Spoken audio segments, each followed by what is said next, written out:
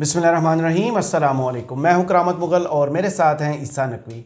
नकवी साहब, बिलाहिर हुकूमत ने इस्लामाबाद हाई कोर्ट के 6 जजेस के ख़त में लगाए गए इल्ज़ामात के जवाब में तहकीकात करने का फ़ैसला किया और एक कमीशन तश्कील दिया है। इस पर सोशल मीडिया पर बहुत ज़्यादा तनकीद हो रही है। चीफ़ जस्टिस काजी फ़ाइज़ ईसा पर तनकीद की सूरत में आजकल FIA के नोटिस भी मिल रहे हैं। क्या उन पर जायज़ तनकीद हो रही है? देखें, मैं ज़्यादा के नाम नहीं लेता।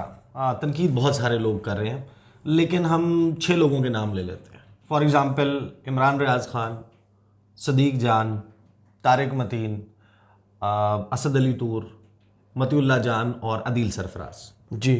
अब ये 6 लोग हैं, ये तनकीद कर रहे हैं, और बहुत सारे लोग हैं, बेशुमार लोग हैं जो तनकीद कर रहे हैं चीफ़ जस्टिस काजी फ़ाइज़ ईसा पर।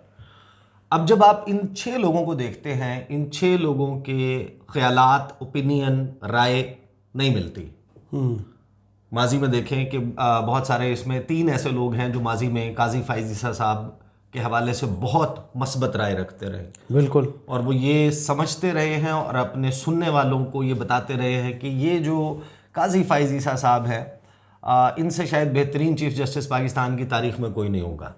एक अपराइट, ऑनेस्ट, एक ऐसा जज है जो आएगा तो पाकिस्तान की अदालती हिस्ट्री के ऊपर जो अपने नकूश छोड़ेगा, तो वो आने वाले वक्तों में एक एग्जाम्पल के तौर पर कोट हुआ करेंगे। आज वो लोग तनकीद करते हुए भी नज़र आते हैं आपको, जो बहुत करीब समझे जाते हैं। यानी कि सदीक जान है, इमरान रियाज़ हैं, या फिर तारिक मतीन है, ये तो पहले भी तनकीद करते थे ना काजी फ़ाइज़ ईसा साहब पे। अब मामला ये है कि ये जो तनकीद है, इस पर हमने देखा कि लास्ट टाइम कुछ FIA हरकत में आई, फिर वो मामला जिस तरह अदालत में गया, कैसे सेटल डाउन हो रहा है या हुआ, ये सबको मालूम है। 2 गिरफ्तारियां हो गई थी, लिस्ट आई, गिरफ्तारियां हुई, ये सारा मामला हुआ। अब देखें, हुकूमत और जो बेसिकली हुकूमत भी तो एक जमात नहीं है ना, नून लीग, ढेर सारी जो जमातें हैं वो भी, और शायद हमारी जो लीगल फ्रेटर्निटी है वहाँ पर बैठे हुए लोग भी ना, इसको ये साबित करने की या बताने की कोशिश कर रहे हैं कि वो ज़ाहिर है कि इन सब लोगों को एक ख़ास, जैसे कहते हैं ना कि तंज के तौर पे यूट्यूबर्स कहते हैं जी, हाँ, कि ये चंद यूट्यूबर्स का मामला है, जो आज़ाद लोग हैं। ये तो चंद यूट्यूबर्स का मामला है, ये शोर मचा रहे हैं, चीखें मार रहे हैं, ये करते रहेंगे, कोई नहीं, असल में कोई मसला नहीं है। सही।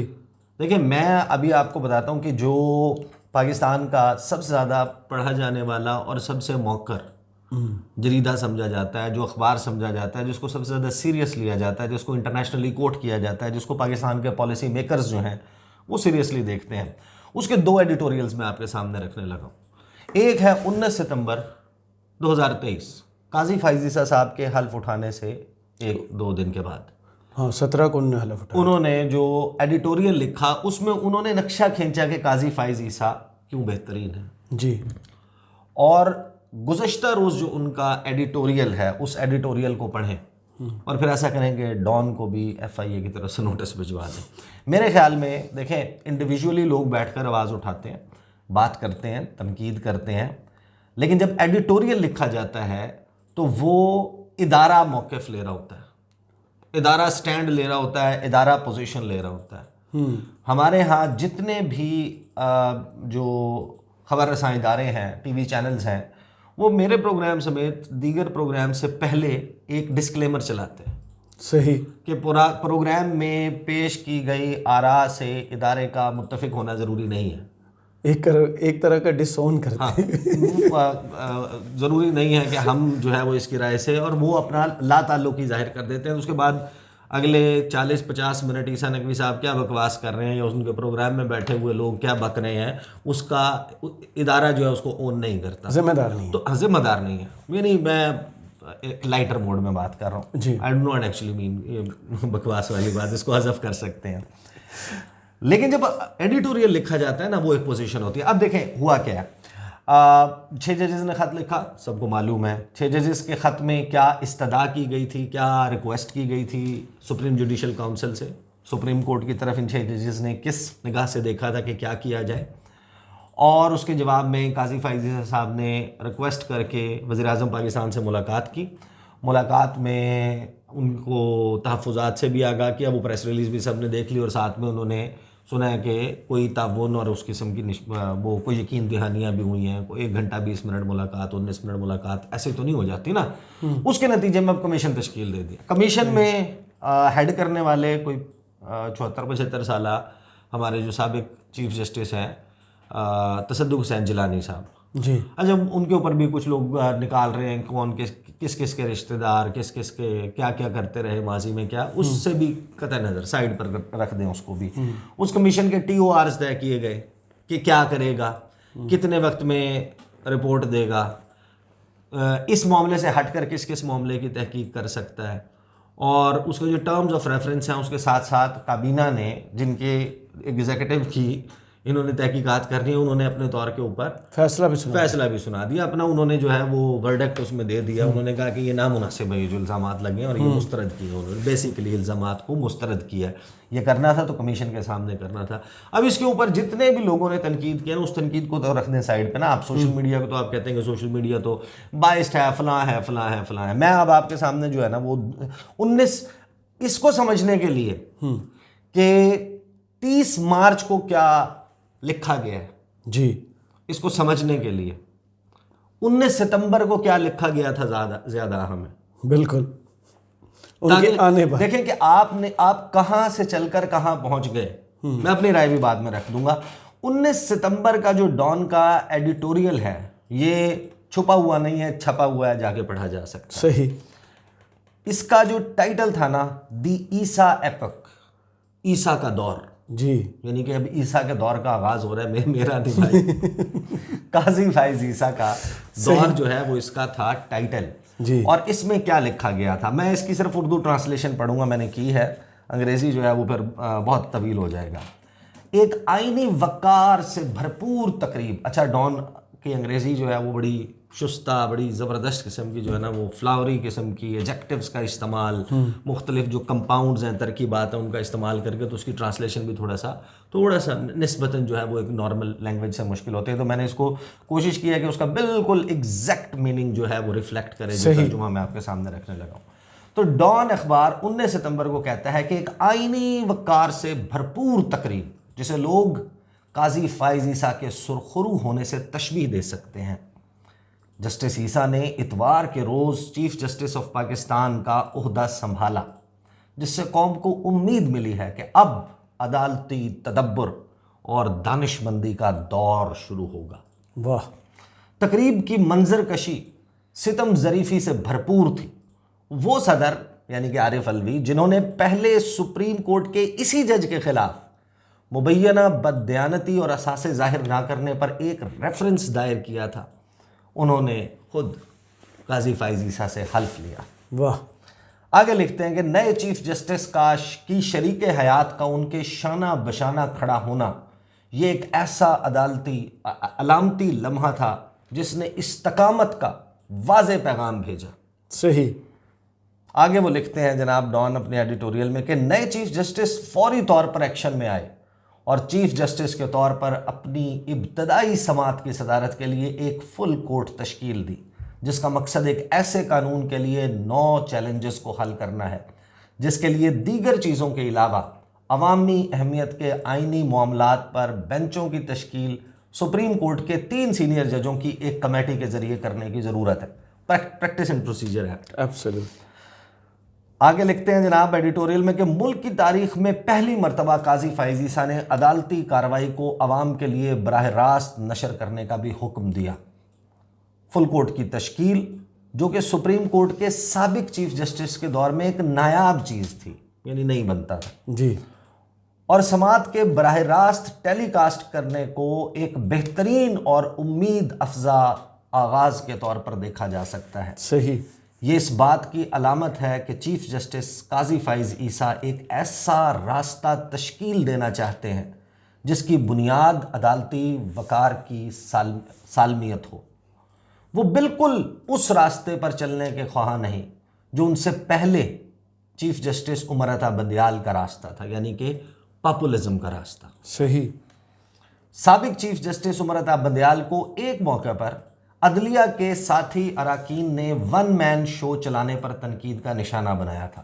اسی لیے عمر عطا بندیال کا دور کے دور میں ان کے دفتر کو ایک عدالتی نگہبان کے طور پر نہیں بلکہ تنازعات کے گڑھ کے طور پر دیکھا گیا۔ صحیح۔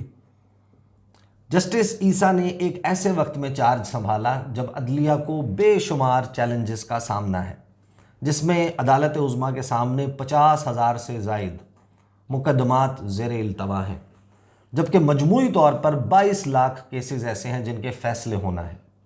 قاضی فائز عیسیٰ کے سامنے نظام انصاف پر عوام کا اعتماد بحال کرنے کا اہم چیلنج موجود ہے۔ صحیح۔ عوام کا اعتماد آپ نے بحال کرنا ہے۔ مزید یہ کہ ہمیشہ سے عدالت کے سر پر منڈلاتا ہوا چیلنج جی۔ انہیں عدلیہ کی آزادی کی راہ میں حائل انتظامیہ کی مداخلت سے عدالت کا تحفظ کرنا ہے۔ یہ لائن یاد رہے گی۔ یہ لائن یاد رکھیے گا کہ جو ہمیشہ سے منڈلاتا ہوا چیلنج ہے، انہیں عدلیہ کی آزادی کی راہ میں حائل انتظامیہ کی مداخلت سے عدالت کا تحفظ کرنا ہے۔ تاہم کچھ پریشان کن خدشات یہ بھی ہیں کہ عام انتخابات میں تاخیر، یہ کون کون سے معاملات ہیں جن کے اوپر قاضی فائز عیسیٰ صاحب کو جج کیا جائے گا۔ بیسیکلی وہ یہ بتا رہے ہیں کہ جج کو جج کیسے کریں گے آپ کے، کیسا رہا۔ عام انتخابات میں تاخیر کا معاملہ، فوجی عدالتوں میں عام شہریوں کا ٹرائل، اور چیف جسٹس کے ساتھی جسٹس مظاہر علی اکبر نقوی کے خلاف زیر التوا ریفرنسز شامل ہیں۔ اب یہ تینوں وہ معاملات ہیں جن کے اوپر قاضی صاحب کو جج کیا فیصلے آ چکے ہیں۔ جی، اور قاضی صاحب ان کی نظر میں جج ہو گئے کہ جو آپ کا انتخابات میں التوا ہے وہ ہو گیا، کسی کو کچھ کہا تو نہیں گیا نا، بالکل کوئی تعدیبی کارروائی، کوئی آئین کی خلاف ورزی کے اوپر کسی کی سرزنش کھچائی، کوئی سزا، کوئی جزا، کوئی اس قسم کا نہیں ہوا نا۔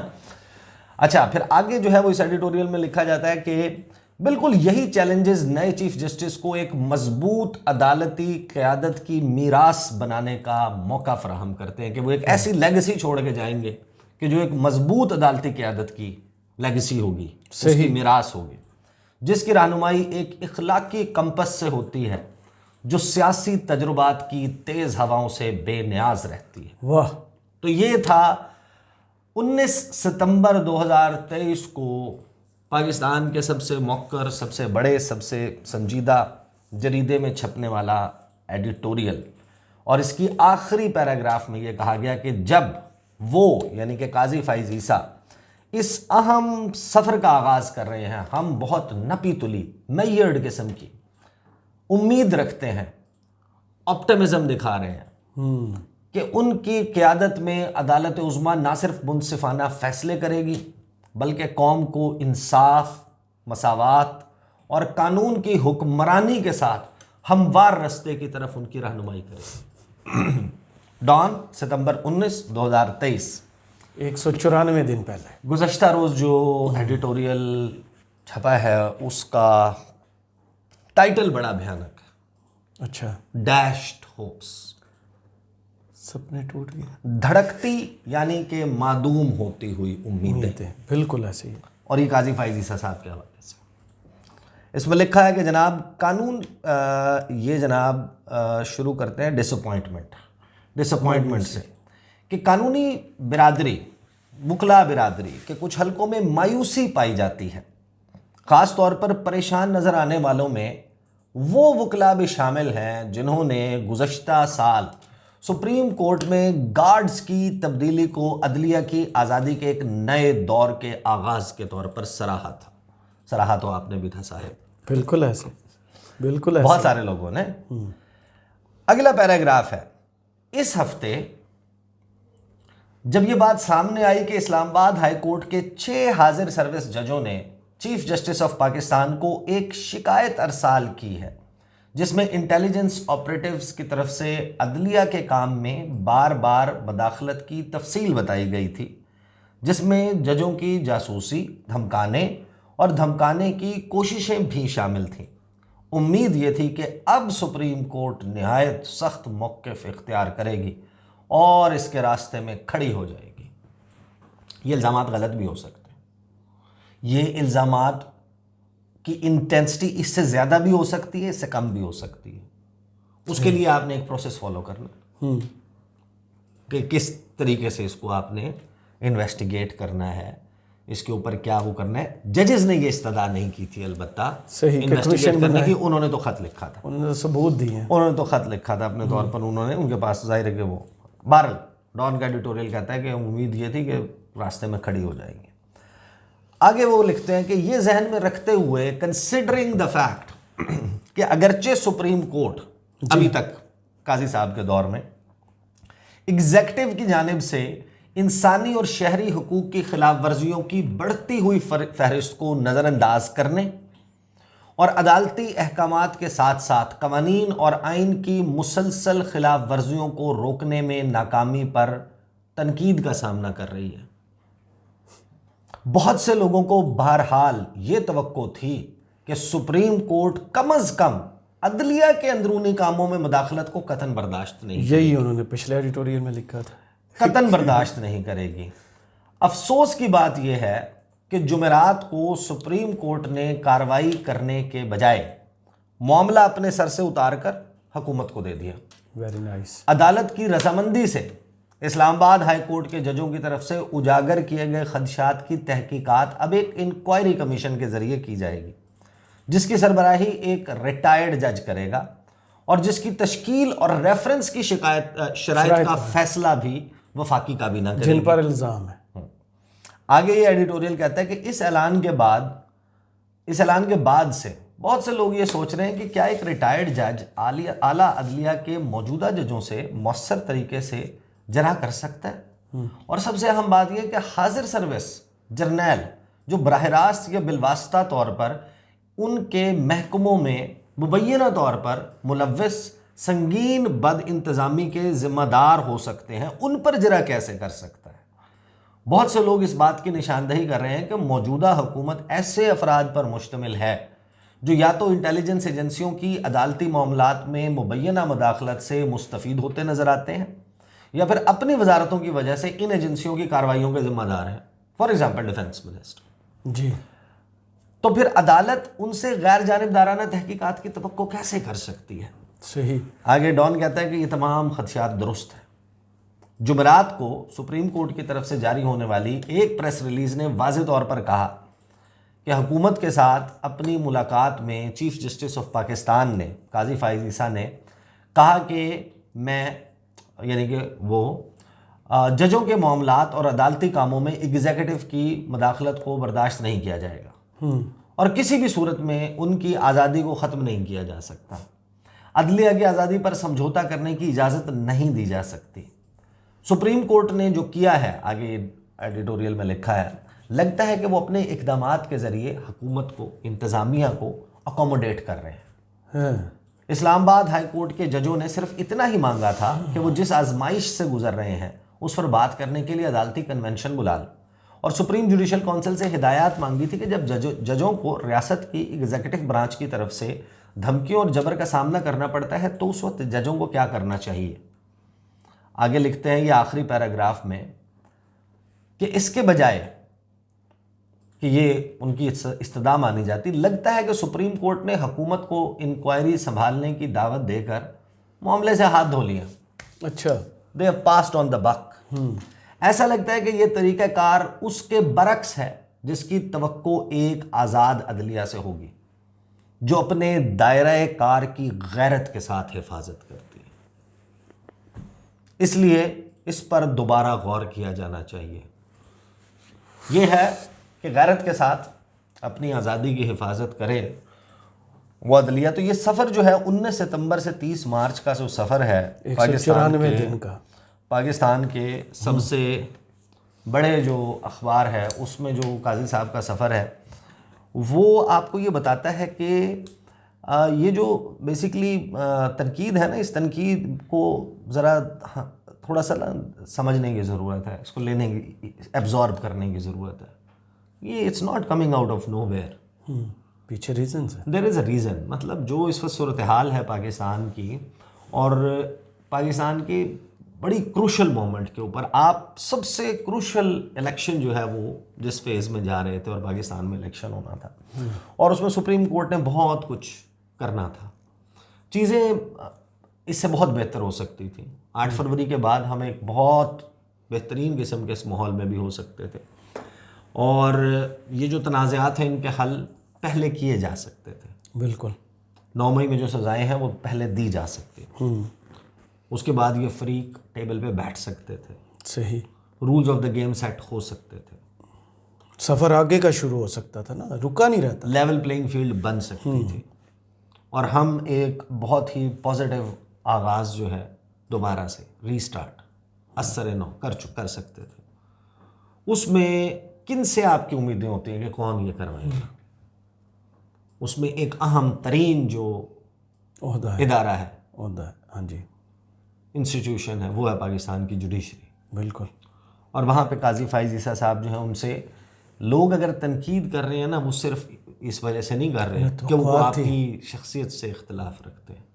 یہ وہ ہیں جو آپ کی تعریف کیا کرتے تھے, توقعات رکھتے, جو آپ سے توقع رکھتے تھے, جو یہ بتاتے تھے سب کو کہ قاضی فائز عیسیٰ صاحب جو ہے ان کے دور میں چیزیں بڑی مختلف ہوں گی. تو یہ جو 6 ججز والا معاملہ, اس کے اوپر ہو رہا ہے یہ معاملہ, البتہ this is a very strong editorial I think. اور اب ظاہر ہے کہ پاکستان کی سیاسی جماعتیں اس کے اوپر کیا کرتی ہیں, لیگل فریٹرنٹی کیا کرتی ہے, یہ تو ان دا ٹائمز ٹو کم دیکھا جائے گا. صحیح. بہت شکریہ عیسیٰ نقوی آپ کے تجزیے کا. کمنٹس باکس میں ضرور بتائیے گا ویڈیو آپ کو کیسی لگی. اجازت دیجیے, اللہ حافظ.